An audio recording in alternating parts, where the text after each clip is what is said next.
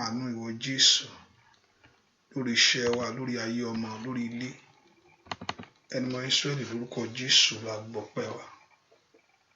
Ọlọ́run ìwọ la tọ̀ wá ní àṣálẹ́ yìí. Lord, we lift our voice in praise to you. We run to you, O God, for your grace of your mercy. Wá fún oore ọ̀fẹ́ wọn. A tọ̀ wá fún agbára ìwọ Jésù. Ẹni mọ Ísírẹ́lì gba ọpẹ́. Jésù gba ìyìn. Olúwa wa ṣe gbójú wa sókè ní àṣálẹ́ láti rí ìwọ Ọlọ́run.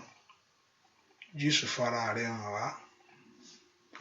Lọ́wọ́ agbára ńlá fún wa ní ìṣẹ́gun ọ̀rọ̀ rẹ. Fún wa ní ìṣẹ́gun. Give us the victory of your word, O God.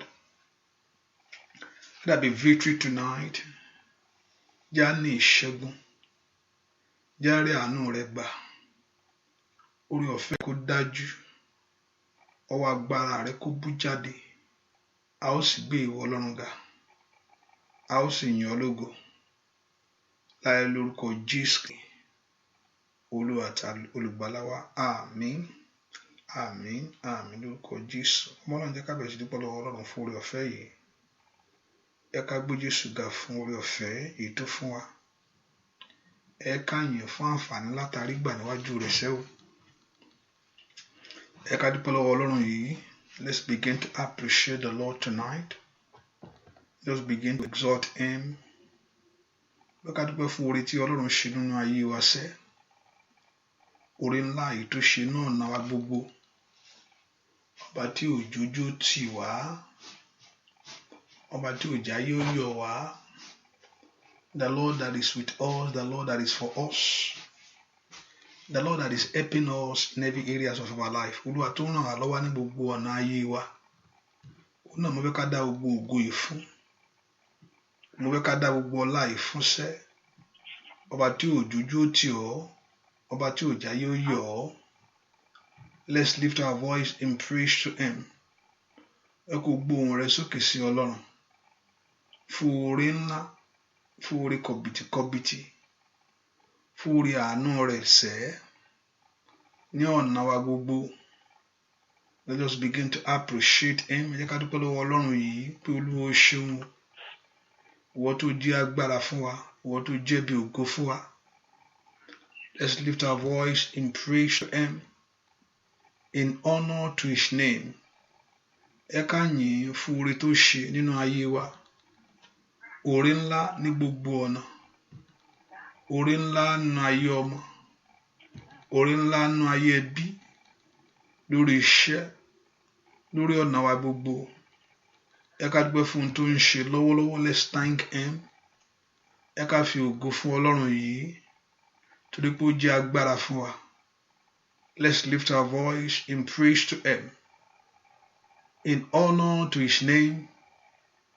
In honor. Fún oore ọ̀fẹ́ ńlá tàrí gbàsẹ́. Dúpẹ́ lọ́wọ́ Ọlọ́run yìí. Olúwa ṣeun. Olúwa ṣeun. Let's lift our voice in praise. Ẹ ká gbóhùn wa sókè sí Ọlọ́run yìí. Let us begin to thank him. Let's appreciate him. Pé Olúwa ṣeun. Ní gbogbo ọ̀nà la fi ọpẹ́ fún ìwọ Jésù. In every areas of our life, we return all the glory back to you. A fi ọlá fún ìwọ Ọlọ́run. Torí pé o tó bẹ́ẹ̀. The Lord that is for us. The Lord that is with us. The Lord that is doing great things in our life. Ọba tó ń ṣoore nínú ayé wa. Ọba tí òjò bàjẹ́. Ọba tí òjò dàrú. Lift your voice and give that praise to him. Ẹ ká gbóhùn wa sí Ọlọ́run. Ẹ ká gbóhùn ọpẹ́ wa sí Jésù yìí. Bó Olúwa ṣeun. Ìwọ Ọlọ́run la yìn lógo ní àṣálẹ́ yìí. Ìwọ Ọlọ́run la fi gbogbo ọpẹ́ wa fún. Gbogbo ìyìn fún Jésù. Lift your voice in praise to him. Ẹ ká fi ọpẹ́ fún Ọlọ́run. Ẹ ká fi ọpẹ́ fún Jésù yìí. Ọba tó jẹ́ agbára fún wa. Ọba tó jẹ́ ibi ìsádi fún wa. Ọba tó jẹ́ ibi ìrànlọ́wọ́ wa. Jésù mà ṣeun. O ṣé o ṣé o ṣé o ṣé o ṣé o ṣé Ọlọ́run ìmọ́lẹ̀. Ẹ ká dúpẹ́ lọ́wọ́ Ọlọ́run yìí. Olùgbàlà mà ṣeun. A yìn ọ́. Ayọ̀, ayọ̀, ayọ̀, ayọ̀, ayọ̀, ayọ̀, ayọ̀. Ayọ̀, ayọ̀, ìwọ Ọlọ́run ìmọ́lẹ̀ agbé ọ̀gá Ọlọ́run ìgbàlà. Ayọ̀, kábíyèsí oyin, ayọ̀ fún oore ọ̀fẹ́. Fún oore ọ̀fẹ́ ńlá. Fún oore ọ̀fẹ́ Jésù. Ayọ̀ fún oore ńlá tó ń ṣiṣẹ́. Jésù ṣé o. Olùgbàlà ó máa ṣé o. Kábíyèsí o ṣé o. Kábíyèsí o ṣé o. Jésù o ṣé o. Dúpẹ́, dúpẹ́, dúpẹ́, dúpẹ́. Thank him for the journey of your life. Ẹ ká dúpẹ́ fún ìrìn àjò ayé wa sẹ́. The Lord that is with you, the Lord that is for you. Ọba tó wà ń bẹ̀ fún ọ. The Lord that is for our life, the Lord that is with us. Ọba tó dó tì wá. I want us to lift our voice and thank him. Jésù ṣé o. Jésù a yìn ọ́, Jésù a gbé ọ ga. Jésù a fi ọpẹ́ fún ọ. Jésù ìwọ ló tó bẹ́ẹ̀ láti gba gbogbo ògo yìí. Can you lift your voice and let your heart praise him? Let everything that's in you lift up their voice before the Lord and worship him and say thank you to him. Ẹ ká dúpẹ́ pé ó ṣeun, àánú ẹ̀ dúró láéláé. Dúpẹ́ pé Jésù ṣeun, àánú ẹ̀ dúró láéláé lórí ayé wa. Dúpẹ́ pé Olúwa ṣeun, torí pé àánú ẹ̀ dúró láéláé. Thank him for what he has done for you. Ẹ ká dúpẹ́ fún ohun tó ti ṣe fún wa. Ẹ ká dúpẹ́ fún ohun tó ti ṣe o. Ẹ ká dúpẹ́ fún ohun tó ń ṣe lọ́wọ́lọ́wọ́. Ẹ ká dúpẹ́ fún ìrìn àjò ayé wa. Ẹ ká dúpẹ́ fún ọwọ́ agbára rẹ̀ lórí ayé wa sẹ́. Lord, we thank you. Lord, we worship you. Jésù ṣé o. Olùgbàlà o ṣé o. Jésù ṣé o. Jésù ṣé o. Ẹ jẹ́ ká fìdùn dídùn yìn Olúwa olóore.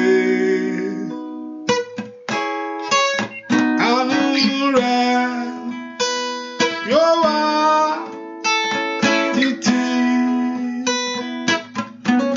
lódodo dájú dájú. Onípa agbára ara fi ìmọ́lẹ̀ láyé títún. Àánú rẹ̀ yóò wà títí lódodo dájú dájú.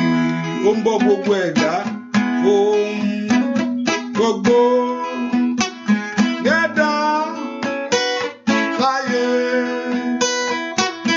Òun pèsè fún àríwọ̀n. Àánú rẹ̀ yóò wà títí lódodo dájú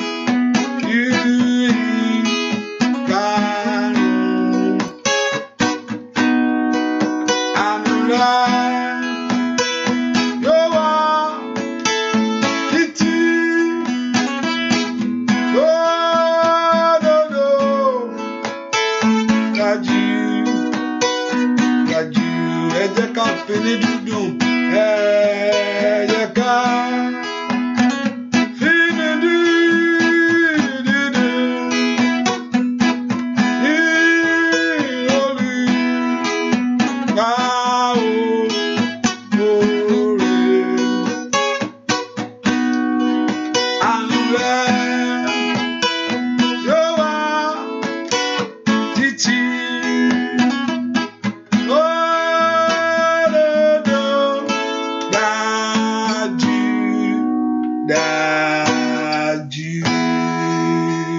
Ẹ ká dúpẹ́ lọ́wọ́ Ọlọ́run fún oore ọ̀fẹ́ tá a rí gbà yìí o. Jésù ò ṣé o. Jésù ò ṣé o. Olùgbàlà ò ṣé o.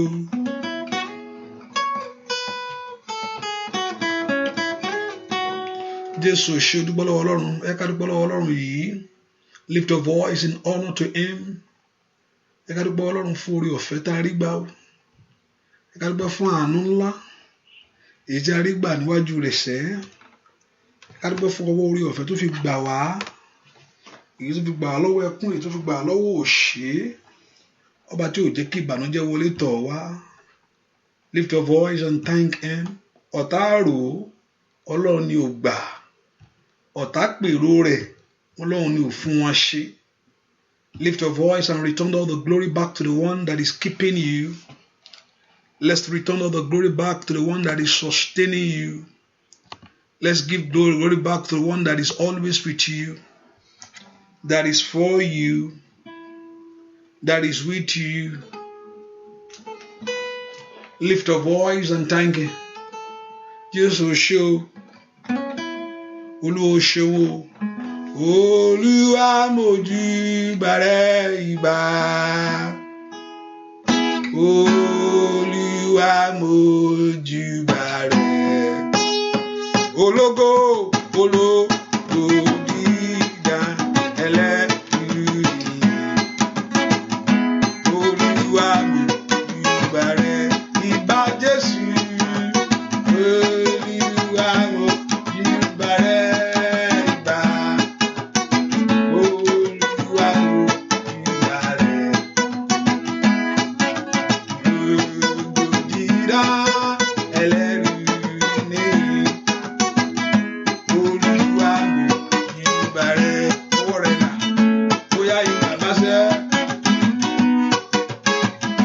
Abánijí òde ọ̀run bàbá mi o. Agbanilágbàtàn lọ́wọ́ ìyà gbogbo. Agbanilọ́wọ́ ẹ̀kún Ọlọ́run mi ṣẹ́. Olúwa mójúbà rẹ ìbà.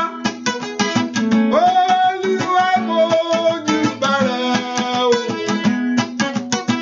Ògo dídán ẹlẹ́rù nìyí. Olúwa mójúbà rẹ ìbà Jésù. Olúwa mójúbà rẹ. Olúwa mójúbà rẹ o. Lógo dídán ẹlẹ́rù nìyí. Olúwa mójúbà rẹ. Ọwọ́ rẹ̀ dà. Bóyá ìgbà bá ṣẹ́. Abánijí òde ọ̀run bàbá mi o. Olódùmarè ńlá Ọlọ́run ìmọ́lẹ̀. Ọba tó dójú àwọn tí ẹ̀ṣẹ̀.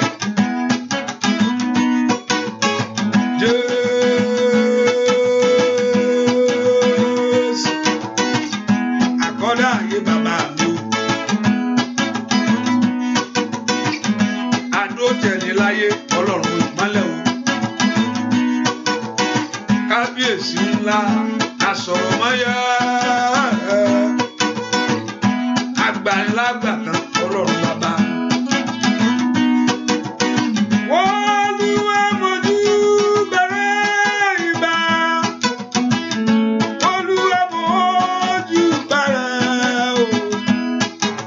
Ológo dídán ẹlẹ́rù nìyí. Olúwa mójúbà rẹ ìbà Jésù. Olúwa mójúbà rẹ ìbà. Olúwa mójúbà rẹ o. Ògo dídán ẹlẹ́rù nìyí.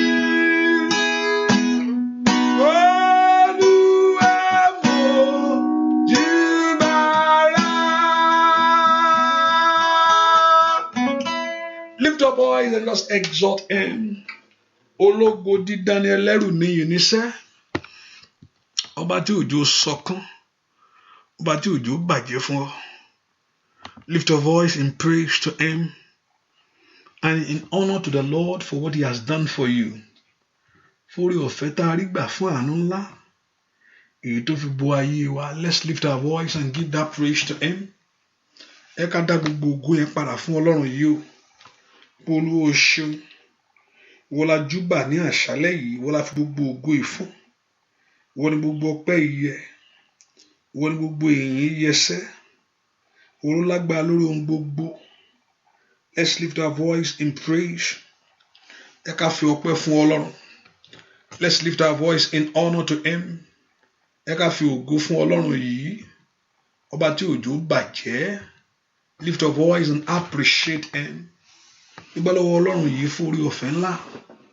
Dúpẹ́ fún àánú ńlá tó fi gbọ̀ ọ́, ọba tí òjò burú fún ọ. Dúpẹ́ lọ́wọ́ Ọlọ́run yìí, dá gbogbo ọpẹ́ padà fún ọba tí ò gba Sátánì láyè kó yayọ̀ ìṣẹ́gun lórí ayé rẹ. Lift your voice tó jẹ́ ó yayọ̀ ìṣẹ́gun lórí ayé àwọn ọmọ rẹ gbogbo.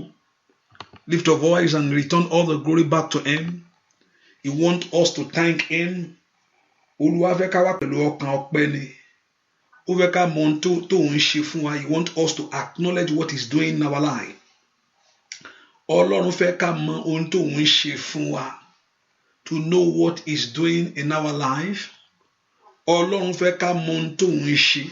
If you are just living without acknowledging what he has done for us, abaramu oríire la jẹ́. Olúwa fún mi lówó, fún mi lọ́mọ. And what he has done of keeping you, for you able to see it. Ọ̀pọ̀lọpọ̀ Sátánì ò tiẹ̀ fẹ́ kó rí. But the Lord is sustaining your life for you able to see what your request. Our request before the Lord, ọ̀tá ò tiẹ̀ fẹ́ kó rí. Ṣùgbọ́n Ọlọ́run pa ọmọ pé kó lè rí. And lift your voice and just appreciate the Lord for it. Ẹ ká dúpẹ́ Ọlọ́run fún orí ọ̀fẹ́ yìí. Ẹ ká dúpẹ́ Ọlọ́run fún àánú yìí. Olùgbàlà ó ṣé. Olùgbàlà ó ṣé. Ẹni mọ Ísírẹ́lì mo yìn ọ́. Ẹni mọ Ísírẹ́lì mo gbé ọ ga. Ẹni mọ Ísírẹ́lì mo fi gbogbo ògo fún ọ. Makatori makaparosa kapayaba. Le prenda sukatele makayabo. La prende ketalebasi. Dúpẹ́ lọ́wọ́ Ọlọ́run ọba tí òjòjú ó tì ọ́. Ọba tí ò jẹ́ kí Sátánì yọ̀ ọ́. Dúpẹ́ lọ́wọ́ Ọlọ́run yìí. Olùgbàlà ó ṣeun. Mo dá gbogbo ògo padà fún ìwọ Ọlọ́run. Gbogbo ọlá fún ìwọ Jésù. Gbogbo ọpẹ́ fún ìwọ Jésù yìí.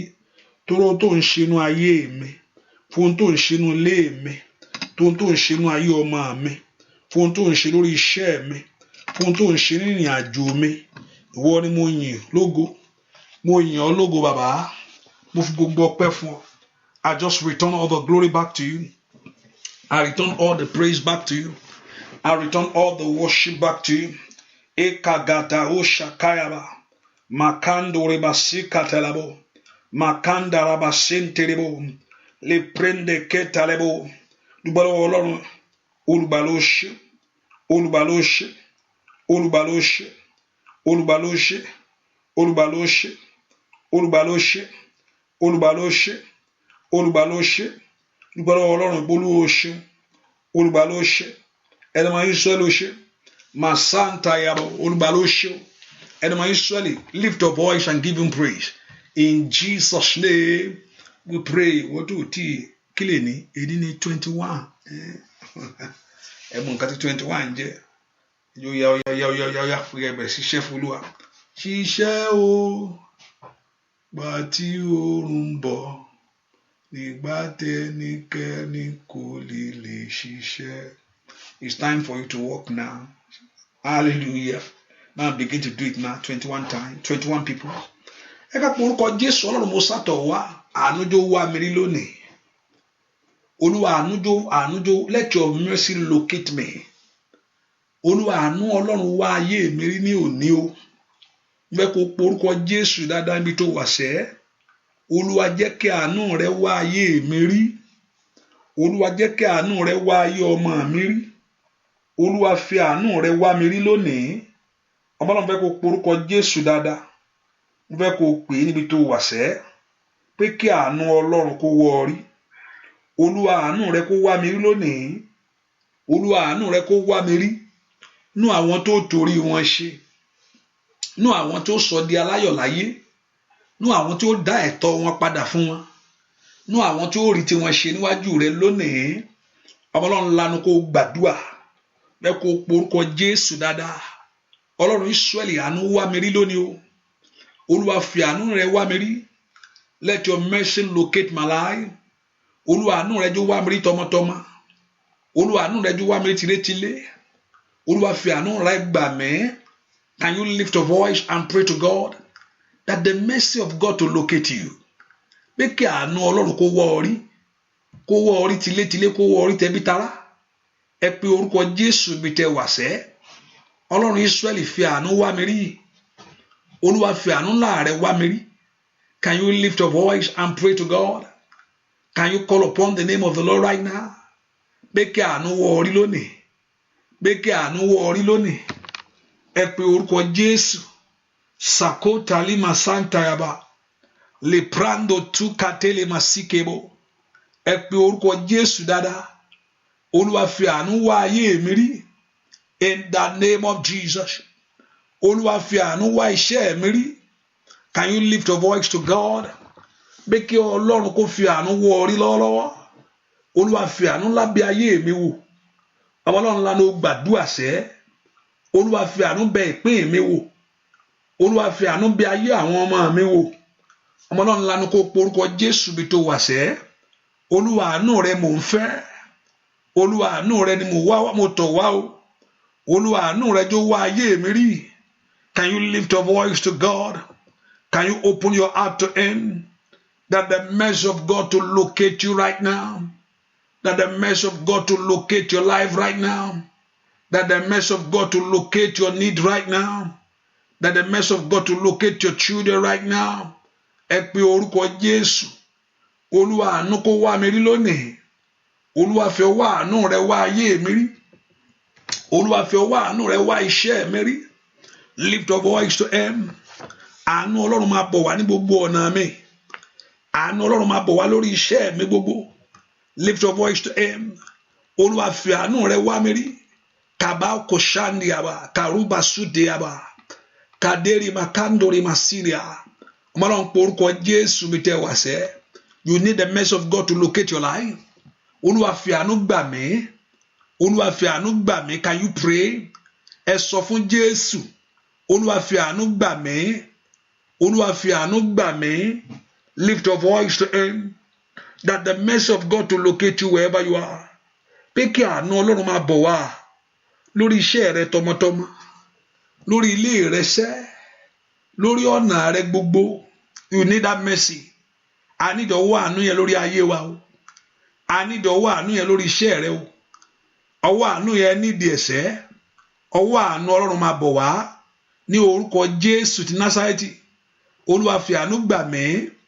Can you pray? Can you lift your voice to God? Àánú Ọlọ́run wọlé tọ̀ ayé mi wá. Mazuka toli makaparosate. Le prendo suka tayabagaba. Lift your voice. Ye kandaya makosoto yeya. Porúkọ Jésù dáadáa. Olúwa fi àánú gbà mí. Olúwa fi àánú wò ayé mi wò. Olúwa fi àánú bẹ̀ ọ̀nà mi wò sẹ́.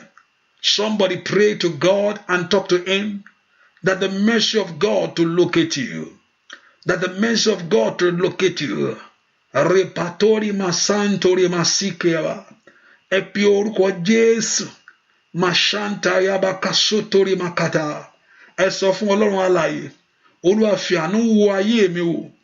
Olúwa fi àánú gba iṣẹ́ mi. Olúwa fi àánú gba ilé mi. Olúwa fi àánú gba ayé ọmọ mi. Ní orúkọ Jésù. Ọmọ Ọlọ́run sọ fún Ọlọ́run. Ọlọ́run àánú rẹ mò ń fẹ́. Is your mercy that I need. Olúwa fi àánú dá ẹ̀tọ́ mi padà fún mi. Ní orúkọ Jésù. Olúwa fi àánú gbárí ayé mi jáde wá fún mi. Can you lift your voice to God? Olúwa gbà àánú gbà mí lọ́wọ́ ogun ìdílé tó ń jà ayé mi yìí. Ẹ pe orúkọ Jésù dáadáa. Lọ́wọ́ ogun ọ̀tá tí ń bá ayé ẹni fíra. Dàní pàtó ya bagaba. Olúwa gbà mí lọ́wọ́ ìdà. Fi àánú gbà mí. In the name of Jesus. In Jesus' name we pray. Mo ní Ọlọ́run ò ṣe é mú. Ọlọ́run ò sì ṣe é bájà. You cannot fight him. Wọ́n tó bá wù Ọlọ́run yóò ṣe. Tí ò bá sì wù kò ní ṣe o. Tó bá wù Ọlọ́run á ṣe. Tí ò bá sì wù tí ò ṣe kò sẹ́ni tó máa mú sí, kò sẹ́ni anyone tó máa question ẹ o, kò sẹ́ni tó kò report fún nobody o. Òun fún mi kó béèrè fún àánú yẹn. You are just pé Ọlọ́run ò ṣe yẹn, kò change anything, kò reduce agbára rẹ̀. Hallelujah. Ọlọ́run orí mi bí you see me, orí nǹkan tí mò ń dààmú, orí nǹkan tó ń ṣe àìmọye tó ti kú sínú ìṣòro. Kò dẹ̀ change anything, kò mí Ọlọ́run ló kò dẹ̀ change ìtẹ́ rẹ̀. Kò sọ pé kò ń ṣe Ọlọ́run because kò sẹ́ni tó fi jẹ́ already. Hallelujah. Mo ní kó porúkọ Jésù sẹ́, àní fi àánú gba ayé, ṣùgbọ́n one thing I know is a faithful God to his word. Olótìtọ́ sí ọ̀rọ̀ rẹ̀ ni. Is a faithful God to his word. Olótìtọ́ sí ọ̀rọ̀ rẹ̀ ni. Is faithful to his word. Olótìtọ́ sí ọ̀rọ̀ rẹ̀ ni. Ẹ pe orúkọ Jésù bí tẹ́ wà sẹ́. Olúwa fi àánú bí ayé mi yìí wò. Ayé mi ìjórà àánú gbà. Ẹ pe orúkọ Jésù makaba kó sakapa rapata. Ọmọlọ́run ńlá ni ó gbàdúrà kó pe orúkọ Jésù bí tó wà sẹ́. I want you to lift your voice to God. That is the mercy of God that you need. Àánú Ọlọ́run ni mò ń fẹ́ lórí ayé mi, lórí ayé àwọn ọmọ mi sẹ́. Lórí ọ̀rọ̀ wo ìgbélu yìí, lórí ọ̀rọ̀ ayé mi, lórí ọ̀rọ̀ ìrìn àjò mi. Ẹ pe orúkọ Jésù. Olúwa fi àánú gbà mí lọ́wọ́ ogun tí ń lé mi ká. Ẹ pe orúkọ Jésù. Olúwa fi àánú gbà mí kó mi kúrò nínú ìdààmú ayé mi sẹ́. Kàtórí ma kápárò àtúndọ́lọ́. Ẹ pe orúkọ Jésù.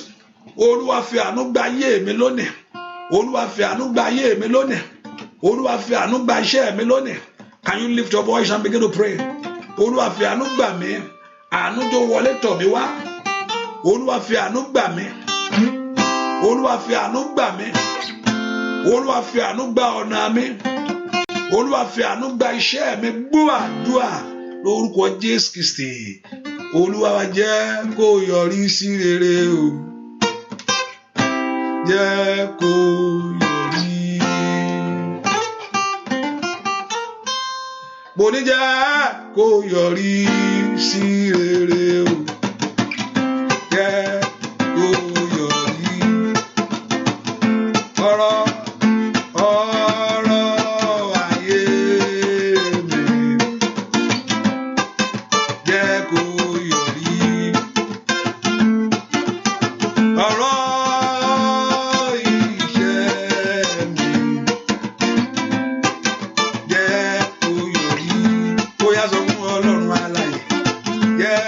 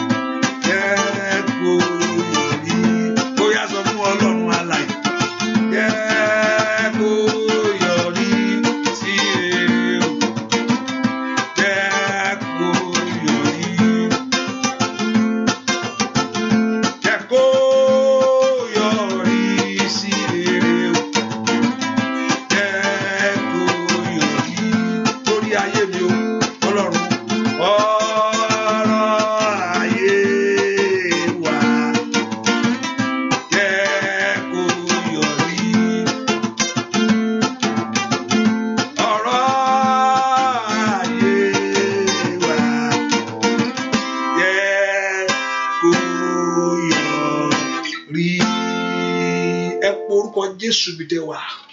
Olúwa fún mi ní àṣeyọrí ohun rere láyé. Olúwa jẹ́ kó yọrí sí rere fún mi ní ọdún yìí. Let it be well with me, O God. Olúwa jẹ́ kó yọrí rere fún ayé àwọn ọmọ mi o. Let it be well with my children. Olúwa jẹ́ kó yọrí rere fún ìrìn àjò mi. Ẹ jẹ́ kó yọrí sí rere fún ìpín mi láyé. Ẹ jẹ́ ó yọrí sí rere fún mi. Kò gbúdọ̀ bàjẹ́ fún ọ, kò gbúdọ̀ dàrú fún ọ. Kò gbúdọ̀ bàjẹ́ fún ìran tiẹ̀ sẹ́. Ẹ porúkọ Jésù, ojú ò gbúdọ̀ tì ọ́ kẹ́yìn. Ẹ jẹ́ ó yọrí sí rere fún mi. Gbogbo táyé ń dúró pé kójú tì ọ́. Ibi táyé ti ń dúró pé kí ẹ̀gàn ṣe ọ́. Ibi táyé ń dúró pé kí yẹ̀yẹ́ jẹ́ tiẹ̀. Ẹ pe orúkọ Jésù nílé ọkọ yẹn tán nípò òní rọ́mọ bí kúrò ńbẹ̀. Olúwa ẹ jẹ́ ó yọrí sí rere fún mi o. Ní orúkọ Jésù, let it be well with me, O God. Father, make it possible for me, O God. Mọ́lọ́run lanu kó gbàdúrà. Ẹ pe orúkọ Jésù. Ẹ jẹ́ ó yọrí sí rere fún mi. Ẹ pe orúkọ Jésù. Ẹ jẹ́ ó yọrí sí rere fún mi. Fún ìrìn àjò ayé mi. Makadayaba gasokoto le makayaba.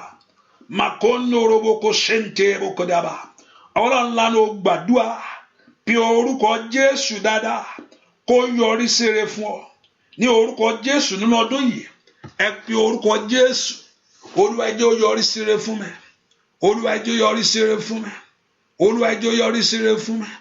Olúwa ẹ jẹ́ ó yọrí sí rere fún mi. Olúwa ẹ jẹ́ ó yọrí sí rere fún mi. Olúwa ẹ jẹ́ ó yọrí sí rere fún mi. Olúwa ẹ jẹ́ ó yọrí sí rere fún mi. Olúwa ẹ jẹ́ ó yọrí sí rere fún mi. Olúwa ẹ jẹ́ ó yọrí sí rere fún mi. Ọ̀rọ̀ ayé mi yìí níṣẹ́. Ọ̀rọ̀ ayé ọmọ mi yìí níṣẹ́. Can you lift your voice and pray? Ọ̀rọ̀ òwe ìgbélú mi níṣẹ́. Ní orúkọ Jésù. Ọ̀rọ̀ ìrìn àjò mi níṣẹ́. Ọ̀rọ̀ ìgbédìde mi níṣẹ́. Ní orúkọ Jésù. Ẹ jẹ́ ó yọrí sí rere. Ó yá. Father, let me be well. Ní orúkọ Jésù. Can you lift your voice and pray? Ó dán kó yọrí sí rere fún ọ sẹ́. Ó dán kó bọ́ sí fún ìpín rẹ sẹ́. Ní orúkọ Jésù. Ẹ jẹ́ ó yọrí sí rere fún mi.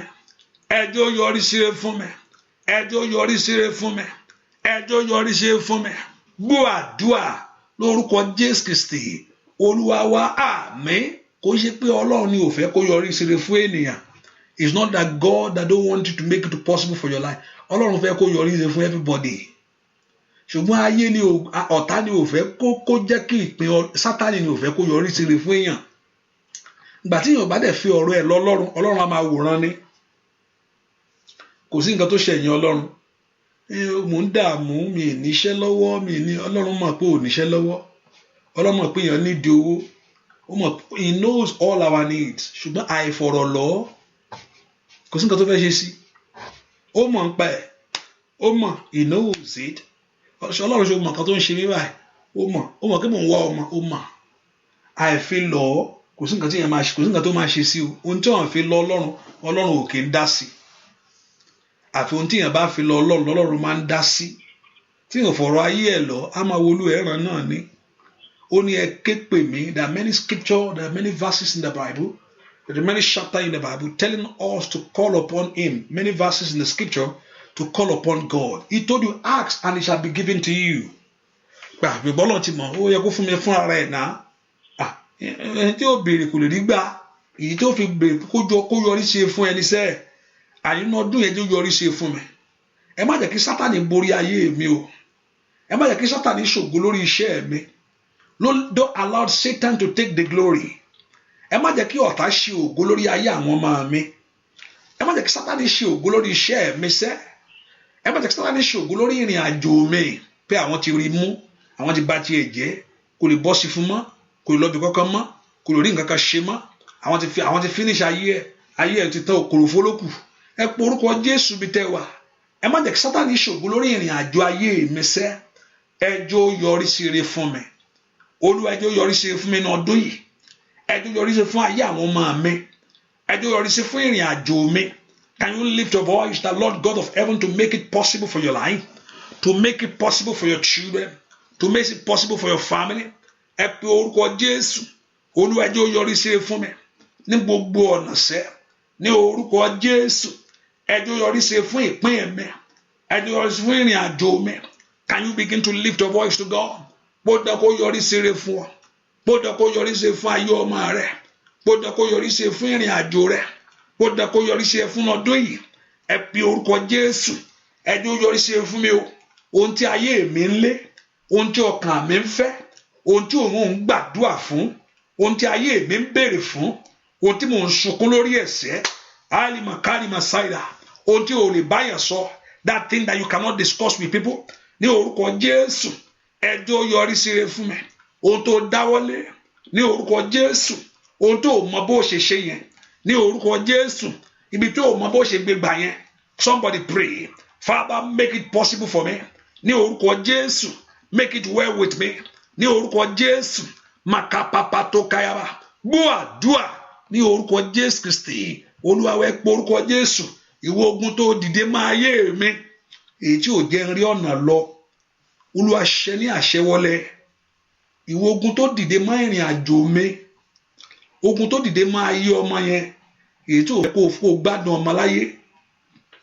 Ogun tó dìde mọ́ ayé ẹ tí ò jẹ́ kó rọ́, tí ò fẹ́ kó rọ́mọ bí, tí ò jẹ́ fẹ́ wọ́n ṣe bí wọ́n tí ò fẹ́ kí wọ́n náà rí kan bí, tí ò fẹ́ kó eré tó bí, tí ò fẹ́ kó gbádùn ẹ̀. There's a process in it. Ẹlòmíì bímọ, ayé òjò gbádùn ọmọ. Ẹlòmíì wọ́n jẹ́ kó rí bí. Ẹlòmíì tún bí, ayé ò fẹ́ kó gbádùn ẹ̀. Hallelujah. Ẹ pe orúkọ Jésù. Ó dán kí ogun yẹn kó wọlẹ̀ sẹ́. Gbogbo ogun tó dìde mọ́ ìrìn àjò ayé mi, gbogbo ogun tó dìde mọ́ ọ̀nà mi, gbogbo ogun tó dìde mọ́ ìṣẹ́ mi, Olúwa ṣẹ́ ní òní. Ìdí tó fi ń gbàdúrà k'Ọlọ́run bá iṣẹ́ ogun yẹn, kó mú Sátánì kó padà lẹ́yìn rẹ̀. Ní orúkọ Jésù, kó mú Sátánì kó padà lẹ́yìn ọmọ rẹ̀.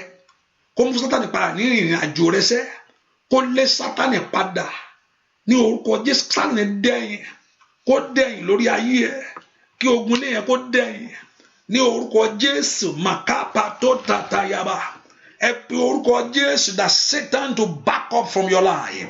Ẹ pe orúkọ Jésù, kí Sátánì kó dẹ̀yìn lórí ayé àwọn ọmọ rẹ gbogbo. Kí Sátánì kó dẹ̀yìn lórí iṣẹ́ rẹ. Ó dandan, ó di dandan. Kí Sátánì dẹ̀yìn. Kó dẹ̀yìn makaba kó soto tó ní makapa yaba. Jìnnà rere, jìnnà rere, jìnnà rere, jìnnà rere. Jìnnà rere. Jìnnà rere, jìnnà rere, jìnnà rere, jìnnà rere, jìnnà rere. Ogun ayé jìnnà sí mi, jìnnà rere. Sọ fún Ọlọ́run alààyè. Jìnnà rere. Jìnnà rere, jìnnà rere, jìnnà rere, jìnnà rere, jìnnà rere. Ogun lé òwe jìnnà sáyé wa, jìnnà rere lórí ọmọ o. Jìnnà rere. Jìnnà rere. Óyá o. Jìnnà rere lórí iṣẹ́ rẹ o. Jìnnà rere. Sọ fún Ọlọ́run. Jìnnà rere. Jìnnà rere lórí ọmọ gbogbo. Jìnnà rere lórí aya gbogbo. Jìnnà rere lórúkọ Jésù. Jìnnà rere lórí ilé. Jìnnà rere. Óyá. Óyá orúkọ Jésù. Jìnnà rere lórí ilé. Jìnnà rere sọ fún Ọlọ́run. Jìnnà rere. Jìnnà rere sọ fún Jésù. Ó dínà kó jìnnà sí ilé rẹ o. Jìnnà lórí ọmọ o. Jìnnà rere lórí iṣẹ́. Jìnnà rere lórí ilé. Jìnnà rere sọ fún Jésù. Jìnnà rere sọ fún Jésù. Jìnnà rere sọ fún Jésù. Jìnnà rere bóyá kó jìnnà. Jìnnà rere bóyá kó jìnnà. Jìnnà rere kó jìnnà sí ilé rẹ o.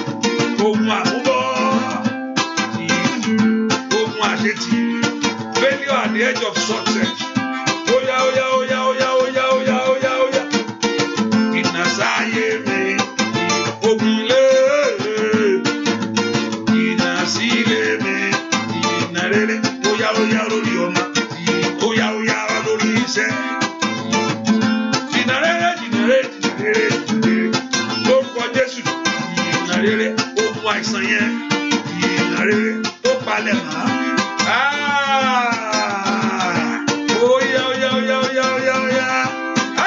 sọ́dàbà lórúkọ Jésù ìnàrere ẹnìkan gbàdúrà ó méjì mú wò yìí no ìkànnì ṣùgbọ́n ẹnìkan Abọ́sẹ̀dé gbàdúrà dáadáa mi ò bẹ́ẹ̀ ẹnìkan jẹ́ Abọ́sẹ̀dé tó wà ní àdúrà yìí orúkọ yín rìn létí mi gan hallelujah ẹnìkan náà mú wò yìí Olúwa bí tí ayé bá dé mi mọ́ Olúwa tú mi sílẹ̀ níbẹ̀ tó bá mú àwòrán sí ní ìkòkò tán dé picture kò yẹ kó wà ní pot tán dé mọ́lẹ̀ no kò possible mi ò bẹ́ẹ̀ mi rò pé ó yẹ kó jẹ́ nǹkan gidi mi rò pé ohun tí mò ń wò ni mò ń sọ fún yín pé kò yẹ kí picture should be a frame something like that but tí ó wá wà nínú tó wà bí tó nǹkan tó wà nínú kòkò tán kékeré bóńbó lónìí kòkò ju kékeré báyìí lọ kó wà ń bẹ́ẹ̀ kán dẹ̀ dé kán fi nǹkan dé mọ̀ pé picture yẹ kó wà nínú kòkò I know that mi mọ̀ pé picture Olúwa bí tí ayé bá dé mi mọ́ Olúwa tú mi sílẹ̀ àkólè jápèjúwe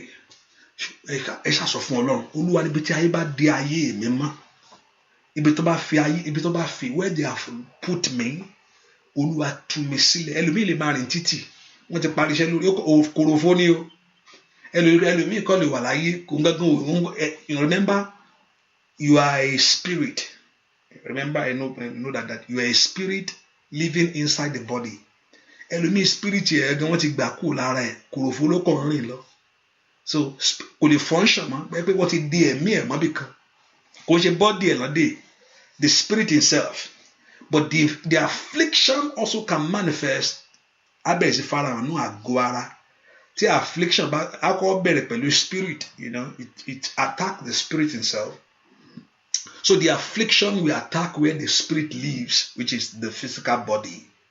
That's why nǹkan míì kò ń ṣe ojú ẹsẹ̀ ló máa ń farahàn the first thing the attack of the spirit himself now the physical body hallelujah ẹ pé orúkọ Jésù Olúwa bí tí ayé bá dé mi mọ́ ọ̀run tú mi sílẹ̀ sẹ́ ẹni gbàdúrà dáadáa gbàdúrà ohun tí mò ń sọ yìí kò strange sí ẹ pé orúkọ Jésù Olúwa bí tí ayé bá dé ìpín mi mọ́ ẹ fún mi ní ìtúsílẹ̀ mi sẹ́ Olúwa sọ mí di òmìnira lónìí set me free ní lọ́wọ́ ìdè gbogbo orúkọ lóyún ọwọ́ ìdè gbogbo Olúwa tú mi sílẹ̀ ní ọwọ́ ìdè gbogbo Lord set me free lọ́wọ́ ìdè gbogbo tó dé ìpín mi lọ́wọ́ ìdè tó dé ìgbéga mi tó dé ẹ pé Olúwa I want to walk in the liberty mo fẹ́ rìn ní òmìnira Olúwa tú mi sílẹ̀ ní ọwọ́ ìdè gbogbo èyí tó di ògo mọ́lẹ̀ tí ò jẹ́ kí ògo farahàn èyí tó di àṣeyọrí mọ́lẹ̀ tí ò jẹ́ kí àṣeyọrí bú jáde Olúwa tú mi sílẹ̀ tú ìpín mi sílẹ̀ lọ́wọ́ ìdè thank you my daddy gbọ́ àdúrà lórúkọ Jésù Kristi Olúwa wá ẹnìkan gbàdúrà sọ fún Ọlọ́run Olúwa lọ́wọ́ ẹni tó ní mo ṣẹ̀hún tó lóun ò ní dáríjì mí Olúwa ìwọ dáríjì mí bàbá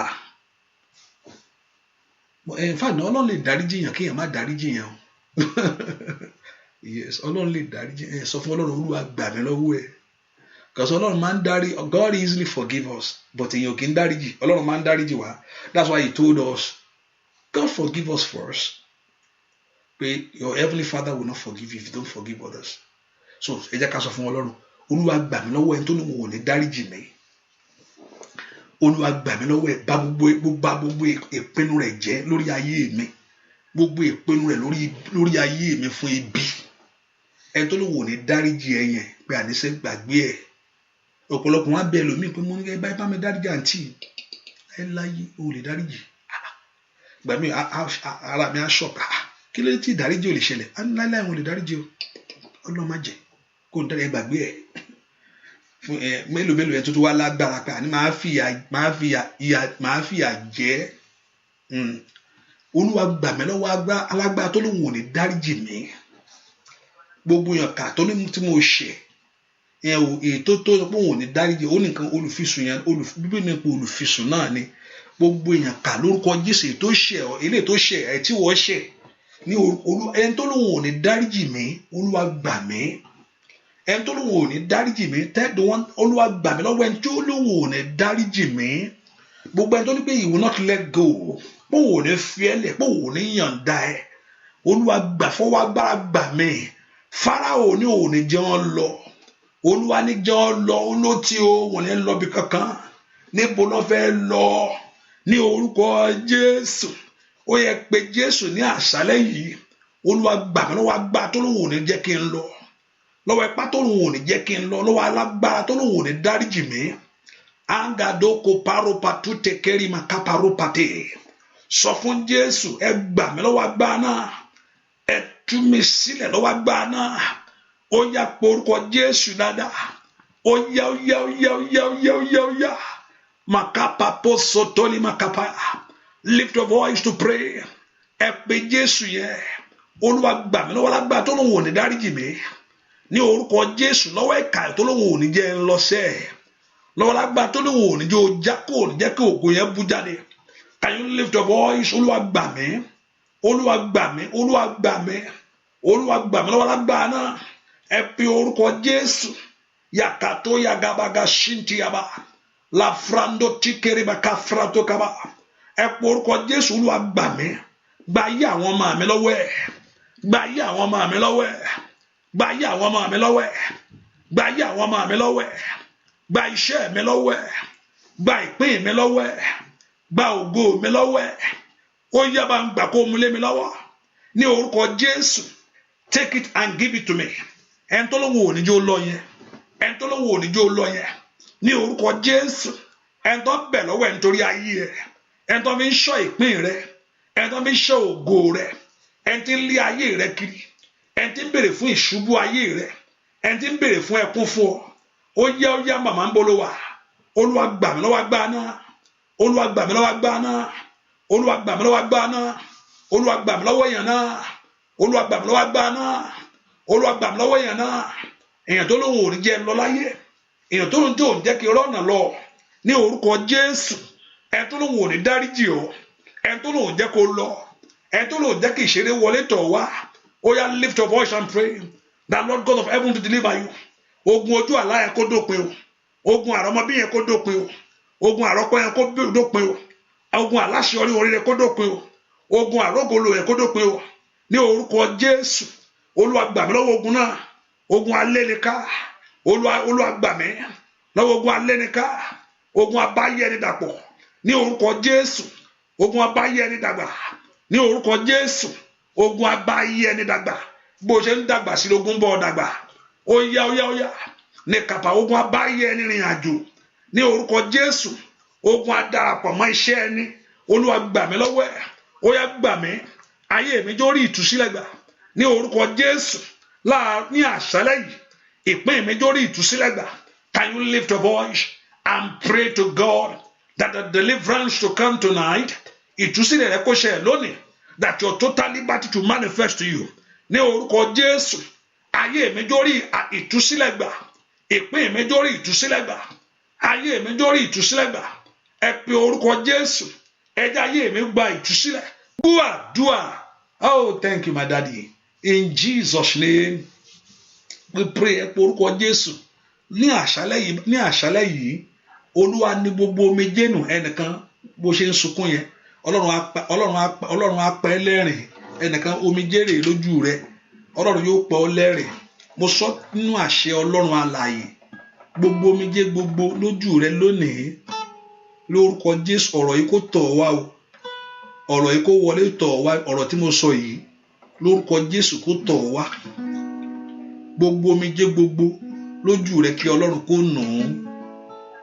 Lórúkọ Jésù gbogbo omijé gbogbo kí Ọlọ́run kó nù ún. Lórúkọ Jésù ló gbogbo tó ń sunkún sí. Lórúkọ Jésù kó di ẹ̀rín fún ọ. Ní orúkọ Jésù kó di ẹ̀rín fún ọ. Mo ní wàá múnú mi dùn. Ọlọ́run gbogbo àgbáyé. Wá pa mí lẹ́rìn. Wá polongo ààrẹ. Nínú ọdún yìí o. Bàbá wa ṣe mí lóore pàtàkì. Èyí ni mo fẹ́. Jésù wá ṣe fún mi. Bóyá ó wá múnú mi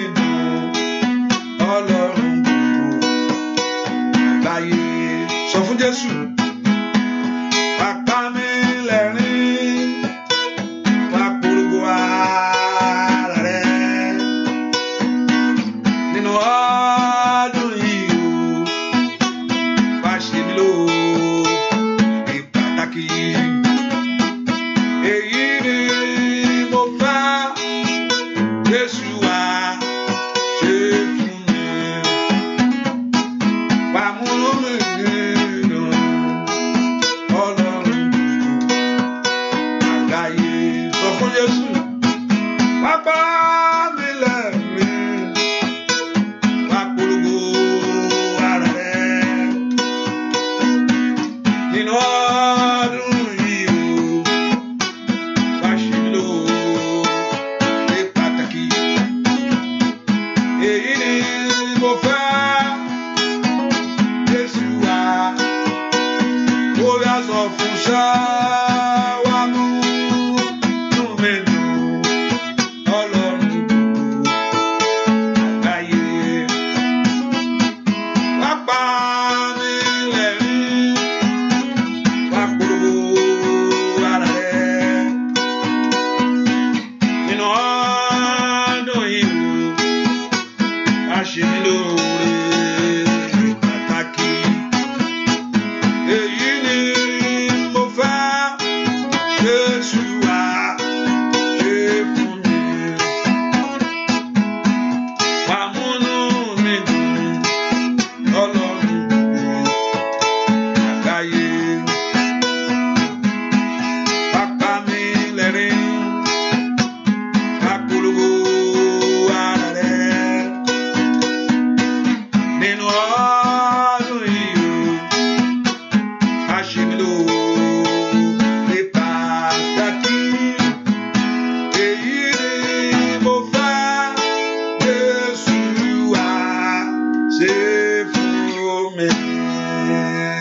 Hallelujah.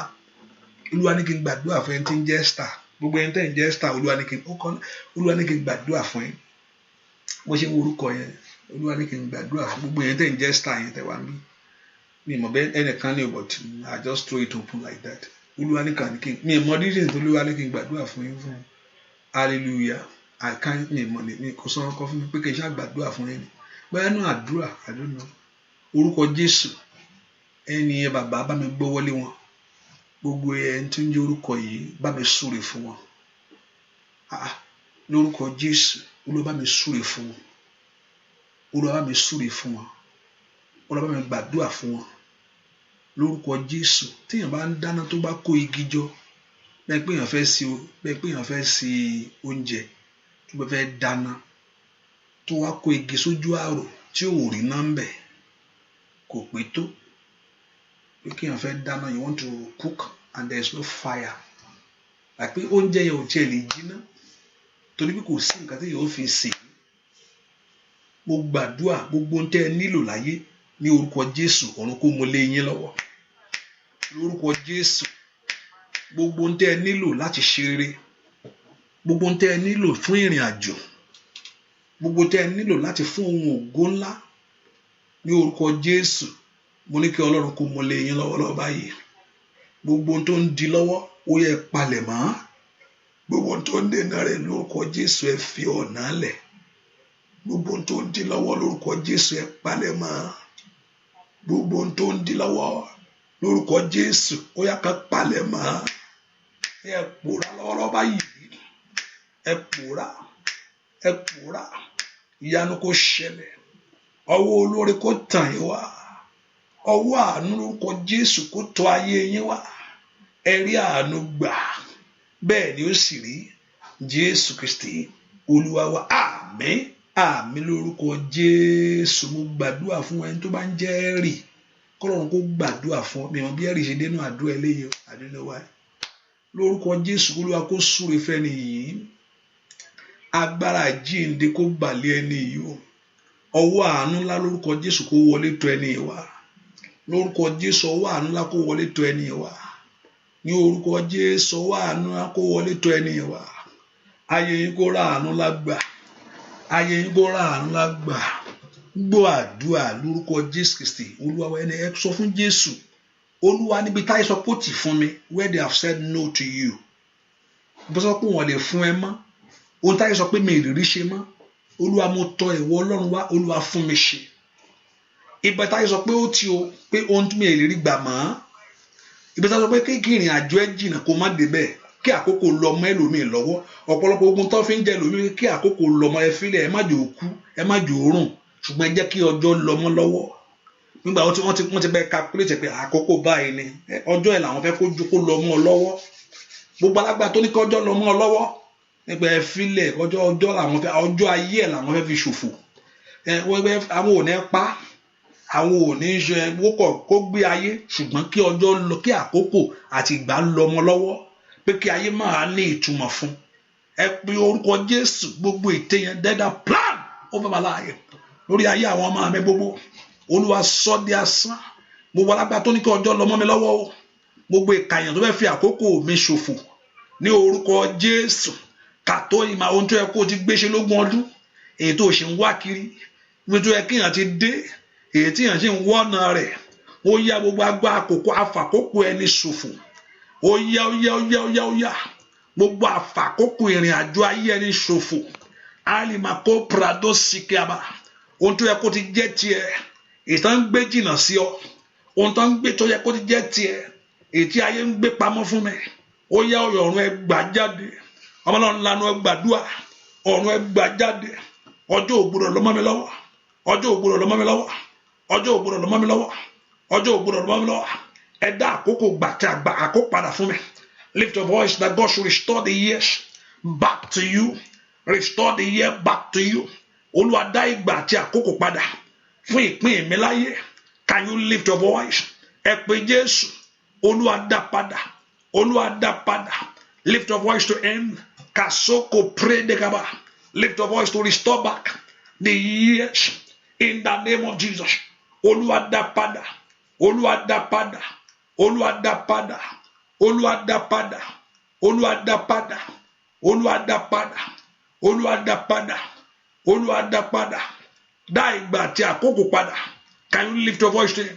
Ẹ má dá padà fún ayé mi. Ẹ má dá padà fún ìpín mi. Ẹ má dá padà fún ayé ọmọ mi. Ní orúkọ Jésù, dá ìgbà àti àkókò padà fún mi. Can you lift your voice to God? Kí Ọlọ́run Ísírẹ́lì dá padà. Olúwa dá padà. Olúwa dá padà. Olúwa dá padà. Olúwa dá padà. Olúwa dá padà. Olúwa dá padà. Dá ògo ayé mi padà. Dá ògo ayé mi padà. Dá ògo iṣẹ́ mi padà. Dá ògo ayé ọmọ mi padà. Dá ògo ilé mi padà. Dá ògo iṣẹ́ mi padà. Ask the Lord to restore the glory back to you. The glory of your life. The glory of your children. The glory of your marriage. In the name of Jesus. Ẹ dá ògo ilé mi padà. Ẹ dá ògo ayé mi padà. Ní orúkọ Jésù. Gbogbo ẹni tó ní kàkókò lọ mọ́ lọ́wọ́. Gbogbo ẹni tó fẹ́ sọ ìgbà rẹ nù. Ní orúkọ Jésù. Gbogbo ẹni tó fẹ́ fi àkókò rẹ ṣòfò. Ní orúkọ Jésù. Gbọ́ àdúà lórúkọ Jésù Kristi. Olúwa wá orúkọ Jésù. Ohun tí mo wá sọ́dọ̀ rẹ Olúwa jọ̀ọ́ bọ́ sí fún mi. Ẹ sọ fún Ọlọ́run alààyè Olúwa ohun tí mo wá sí ọ tí mo tọ̀ wá sọ́dọ̀ rẹ Olúwa ẹ jọ̀ọ́ bọ́ sí fún mi. Ìgbà tí èèyàn bá bá Ọlọ́run tí n tó wá tí ò rí kò wáyé mi níbo èèyàn tó wá fẹ́ lọ o. Ìgbà tí èèyàn bá wá tọ̀ Ọlọ́run wá tọ̀ ẹgbẹ́ Ọlọ́run ló wá pẹ̀lú ìgbàgbọ́ ní ọkàn rẹ̀ pé jẹ́ kí n fọ̀rọ̀ mi lọ Ọlọ́run tí èèyàn tó wá dé tí ò bá tó wá rí níbo ni next bus stop kò sí mọ́ tèmi fọ́lọ̀ tèmi mi ò mọ̀ mọ́ o. Ẹ o hallelujah ẹ pọ ohun tí mo tọ̀ wá fún ní àṣálẹ́ yìí lórí ọmọ mi ni Olúwa lórí ọkọ mi ni ó ní àwọn tó tọ̀ wá ó ní òrúurú ní àìsàn wọn ó ní ṣùgbọ́n wọ́n fi ayọ̀ lọ sílé ó ní òrúurú kò sọ pé nǹkan báyìí ni o òru he say all kind of things happening to them but they went home with joy. Nǹkan kan ṣẹlẹ̀ sí gbogbo wọn fi okòó tán bá wá wọ́n fi ayọ̀ lọlé ilé tó wọ ọkọ wá ó fi ayọ̀ lọlé ilé tó wọ ọmọ wá ó fi ayọ̀ lọlé ilé tó wáṣẹ́ wá ó fi ayọ̀ lọlé òrúurú ní àìsàn wọn ó ṣùgbọ́n wọ́n fi ayọ̀ lọ sílé.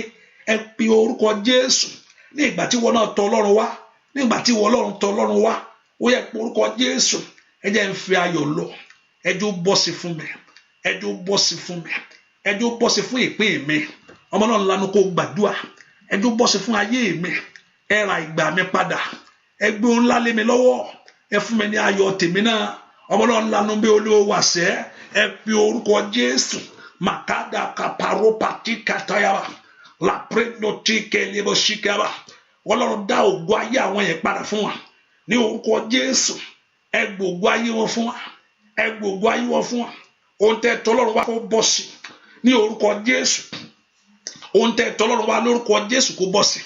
That Lord should make it possible for you. All what you are trusting God in this season. Ohun tẹ́ tọ́lọ́run wá fún, ohun tẹ́ ń gbàdúrà fún, ohun tẹ́ ń bẹ Ọlọ́run fún, ohun tẹ́ ń wojú Ọlọ́run fún.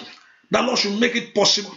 Ilẹ̀kùn ògo yẹn ṣí, ilẹ̀kùn ògo yẹn ṣí, ilẹ̀kùn àánú yẹn ṣí o, ilẹ̀kùn ògo yẹn ṣí o. Ní orúkọ Jésù, ilẹ̀kùn ògo yẹn kó ṣí, ilẹ̀kùn àánú yẹn kó ṣí. Ó yẹ ọmọ Ọlọ́run lánàá ó gbàdúrà, ilẹ̀kùn ògo ṣí, ilẹ̀kùn àánú ṣí. Mọ́lọ́n pé Jésù dáadáa ilẹ̀kùn ògo ṣí ní orúkọ Jésù ilẹ̀kùn àánú ṣí ẹ sọ fún Ọlọ́run ilẹ̀kùn ògo ayé mi ṣí o ṣílẹ̀ lónìí ilẹ̀kùn ògo mi ṣí makapa koko tayaba la toko prende tele makapa la sontori makapa yaba la prendo shikelebo makateli makapa yaba. Lift your voice to God. Ilẹ̀kùn ògo mi ṣí ilẹ̀kùn àánú mi ṣí ẹ pe orúkọ Jésù ilẹ̀kùn ògo mi ṣí ilẹ̀kùn àánú mi ṣí ó yá ó yá pe orúkọ Jésù dáadáa ilẹ̀kùn ògo mi ṣí ilẹ̀kùn àánú mi ṣí orúkọ Jésù ilẹ̀kùn ògo mi ṣí ilẹ̀kùn àánú mi ṣí ilẹ̀kùn ògo ayé àwọn èèyàn kó ṣí ilẹ̀kùn ògo yín kó ṣí ní orúkọ Jésù makaba kapa rosatea la prendo tukayaba le sontori makaba ilẹ̀kùn ògo yín kó ṣí o ní orúkọ Jésù ilẹ̀kùn àánú yín kó ṣí ilẹ̀kùn ògo yín kó ṣí ní orúkọ Jésù ilẹ̀kùn àánú yín kó ṣí ilẹ̀kùn ògo yín kó ṣí sílẹ̀ mo ní kó ṣí sílẹ̀ mo ní kó ṣí sílẹ̀ mo ní kó ṣí sílẹ̀ ní orúkọ Jésù matotoli makabayaba masototoliba ẹ bí orúkọ Jésù makoparabakaba gbúàdúà lórúkọ Jésù Kristi Olúwa lọ́run tí mo ń sìn Olúwa wá gbàdúrà mi láyé mo ń sìn Olúwa wá gbẹ̀bẹ̀ mi láyé wá gbàdúrà mi.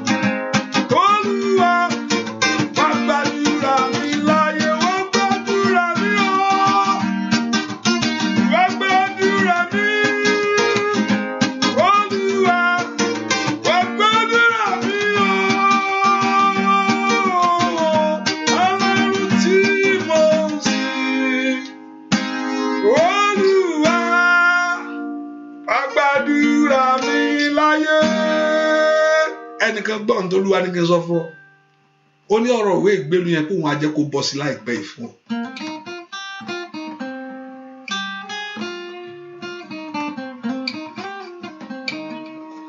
ó ní ọ̀rọ̀ ìwé ìgbélu yẹn mo ṣe ń kọrin ohun tí mo gbọ́ ni mo sọ fún ọ ọ̀rọ̀ ìwé ìgbélu yẹn yóò máa bọ́ sí láìpẹ́ yìí wàá gbàròyìn ayọ̀ lórí ọ̀rọ̀ concerning your papers you will hear the good news bí àkọsílẹ̀ bí àánú wọ́n rí pé kò yan Ọlọ́run lógo lórí ọ tó bá ti ṣẹlẹ̀ rántí pé àdìpé láìpẹ́ ìwọ náà ẹni tó ń wọ́ ọmọ wàá fọmọ dání láìpẹ́ yìí wọn náà wàá rọmọ gbójú wàá rọmọ dìmú tó rọmọ dìmú ọmọ ìkiri ọmọbìnrin ni hallelujah bọ́dọ̀ ọmọ ẹ tí mo wò tán dìmú ìdàgbà díẹ̀ náà ọmọ ìkiri gbẹdọgbẹ ọmọ bíi like 2 or 3 ọmọ ìkiri yẹn fẹ́ dirun ó fẹ́ barun sórí ẹ̀ àlùmẹ̀kún wọn barun sórí ọmọ ìkiri yẹn ọmọ ìkiri ọmọ like 2 or 3 obìnrin ẹ̀kún wọn barun sí orí ẹ̀ bẹ́ẹ̀ pé irun ẹ̀ wọ́n bẹ́ẹ̀ kún ìdìrí wọn lórí ọmọ ìkiri yìí mo gbàdúrà kọ́ ọ̀rọ̀ kó súre fún ọwọ́ Ọlọ́run kó wà lára rẹ̀ sẹ́ ògo Olódùmarè kó fara hàn ayé ẹ̀ ògo Olódùmarè kó fara hàn ayé ẹ̀ ètò Ọlọ́run kó wá sí ìmúṣẹ o lórúkọ Jésù ẹ̀mí sọ̀kú lórí ọmọ gbogbo ẹ sọ fún Ọlọ́run ọ̀rọ̀ ayé mi rèé Olúwa ẹjọ́ bọ́ sí fún mi ẹ múnú mi dùn ìgbà tó bá tọ̀ Ọlọ́run wá níbo lèèyàn tún fẹ́ lọ èmi ò mọ̀ bí kankan òótọ́ mo sọ mi ẹ̀dẹ̀ mọ́ bí kankan lóòótọ́ hallelujah mi mọ́ ìgbà tí èèyàn bá sọ fún Ọlọ́run níbo lèèyàn tún fẹ́ lọ ta lèèyàn tún fẹ́ sọ ṣé lè bá baláwo kan lèèyàn fẹ́ lọ ni tàbí bu tàbí rúbọ ọkàn lèèyàn tún fẹ́ rú ògùn lèèyàn tún fẹ́ ṣe ẹ pe Ọlọ́run ni mò ń sìn ẹ gbọ́ àdúrà mi ìwọ náà ló ní kí n béèrè ìwọ náà ló ní kí n ké pè ọ́ ẹ fi àánú gbà mí ó ní ẹ ké pè mí ó ní ìwọ Ọlọ́run you are down he say call upon me ó ní you will answer ẹ Ọlọ́run mo ké pè ọ́ ni Olúwa mo ké pè ọ́ lórí ọ̀rọ̀ ayé mi mo ké pè ọ́ lórí ọ̀rọ̀ iṣẹ́ mi ni mo ké pè ọ́ gbọ́ àdúrà mi sọ Olúwa gbọ́ àdúrà mi ṣàánú fún mi ó sọ pé kò sẹ́ni tó ronkóhun gbà bí kò sọ pé nothing ó ní kò sẹ́ni tó gbà ń pa ẹnìkan sọ pé mo ra mọ́tò lénìí ẹnìkan sọ pé mo rọkọ́lé lénìí ẹnìkan sọ pé mo bímọ lénìí mo rọkọ lénìí Ọlọ́run sọ pé kò sẹ́ni tó ronkóhun gbà bí kò ṣe pé Ọlọ́run fi fún ó ní kò sẹ́ni tó ronkóhun gbà ẹni tó gbà lọ́wọ́ Sátánì dáràn he paid the price ó ní kò sẹ́ni tó ronkóhun gbà bí kò ṣe pé Ọlọ́run fi fún ìwọ Ọlọ́run ti ń fire fún èèyàn ẹ fire ọmọ fẹ́mi náà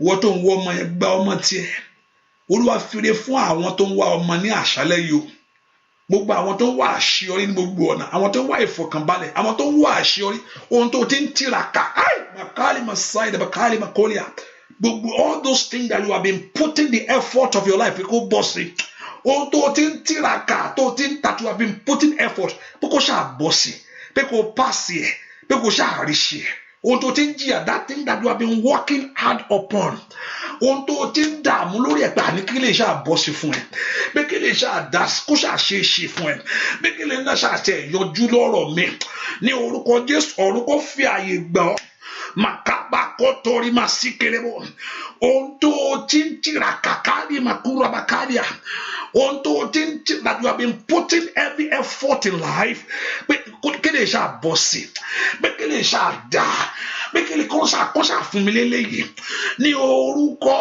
Jésù ọ̀run kó gbélé lọ́wọ́ ọ̀run kó gbélé lọ́wọ́ ò ní jìyà lórí ẹ̀ máa ò ní dààmú lórí ẹ̀ pé kó ọmọ mi ṣàrọ́kọ pé kó ṣàríṣẹ́ ṣe pé kó dára fún ọmọ rẹ̀ pé kó dá fún kúwọ náà tiẹ̀ fojú rí oore láyé ohun tó that you have been working hard that you have been putting all your best ohun tó ti ń sáré kápẹ́ tàní sẹ́ pé kó ṣàtẹ̀ dá pé kó bọ́ sí pé kémi náà rí gbà pé kémi náà rí ṣe pé kémi náà ní ẹ̀rí pé kínú ẹ̀ náà dùn ọ̀run kó gbélé yín lọ́wọ́ ẹ̀rí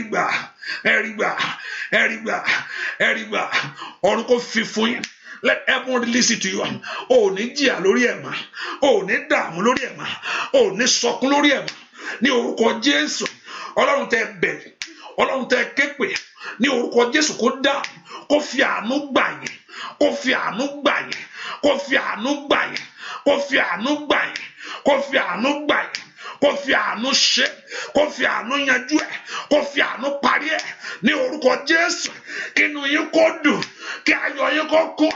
Ní orúkọ Jésù. Kọ́run kó daṣọ àṣírí bò yín. Owó ògo kó ṣẹlẹ̀ ní ayé yín.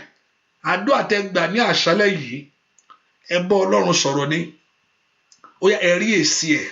May you receive reply. May you receive reply. May heaven reply you back. Kí ọ̀run kó fi èsì padà fún ọ o. Ohun tẹ́ ẹ bá Ọlọ́run sọ. Mo ní kí ọ̀run kó fi èsì padà. Gbogbo adínlọ́wọ́ gbogbo ẹ̀mí ní àyíká ní àgbègbè tí máa ń dí orí yẹn lọ́wọ́. Ní orí tí òjò tọ̀ ọ́ wá. Ní orúkọ Jésù kọ́lọ́run kó mú kúrò. Ẹ rí ìyanu gbà. Bẹ́ẹ̀ ni ó sì rí. Láì lórúkọ Jésù Kristi. Olúwa wa. Àmín. Àmín. Àmín lórúkọ Jésù. Mo yẹ omi ẹ sí mọ́. Agbára Ọlọ́run kó ya omi ẹ sí mọ́. Ògo Ọlọ́run kó bà lé omi ẹ. Ní orúkọ Jésù nínú omi ẹ lórúkọ Jésù ìwòsàn kó wọ inú omi ẹ lọ. Gbogbo ẹni tó ń wá ọmọ lórúkọ Jésù kó rí ọmọ gbà. Kàtórí ma kápáróso tórí ma kàtà. Rapatórí ma ṣí kàtàlábà. Lórúkọ Jésù ọwọ́ Ọlọ́run kó wọ inú omi ẹ lọ. Ẹ̀jẹ̀ Jésù kó dàpọ̀ mọ́ omi ẹ. Ògo Ọlọ́run kó fara. Bẹ́ẹ̀ ni ó sì rí. Láì lórúkọ Jésù Kristi. Olúwa wa. Àmín. Àmín. Àmín lórúkọ Jésù. Hallelujah. Hallelujah. Hallelujah. Hallelujah. I think somebody said today is your birthday. Today is happy birthday. Oh, no. They say something else. Hallelujah. I'm looking at it now. Lórúkọ Jésù kọ́lọ́run kó gbàdúrà fún yín. Is that what they say? I don't know. I'm just looking at the text. Lórúkọ Jésù ìyanu kó ṣẹlẹ̀ ní ayé yín o. Hallelujah. No, that I told us that the prayer coming up very soon, that I want us to write your request down, and that your request we're going to call upon the name of the Lord upon it. I know that Lord Jehovah God will do great things in our life in the name of Jesus. And also I told us, many of us, for me not coming tonight, I'm not saying I'm not coming, but you are the one that don't want me to. Anytime that I don't come, my mind is you. Like I want to see you that you want to pray. You have to put can I say like more effort for me to come. Hallelujah. So you to show a heart that you want to pray. That's why I told you share, do this. It also encourage for me to come to also to pray with you. Because that shows that you want to pray. Hallelujah. I know that it matters to me. It doesn't matter, but at one point in time, also it matters sometimes that your heart wants. Because ọkàn tó yàn ni Ọlọ́run máa ń gbọ́.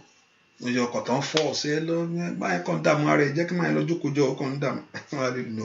Hallelujah.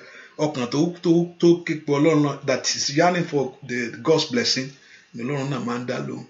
Mo gbàdúrà. So you have to put effort to share, do all kind of stuff. Hallelujah.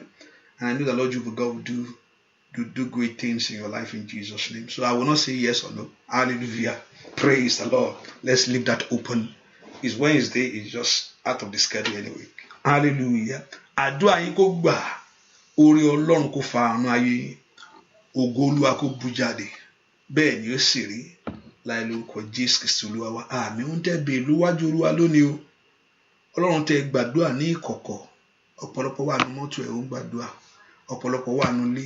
Ọ̀pọ̀lọpọ̀ wà lọ́fíìsì. Ọ̀pọ̀lọpọ̀ wà in anywhere. Ní ìkọ̀kọ̀ lẹ ti bá Ọlọ́run sọ̀rọ̀. Ní gbangba ó yá kó wá san fún yín báyìí.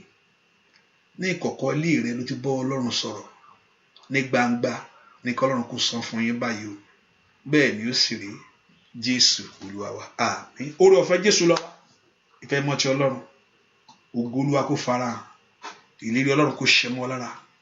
Bẹ́ẹ̀ ni ó sì rí. Láìpẹ́ gbogbo ìlérí Ọlọ́run lórí ayé rẹ kó wá sí ìmúṣẹ láti sísìn lọ. Bẹ́ẹ̀ ni ó sì rí.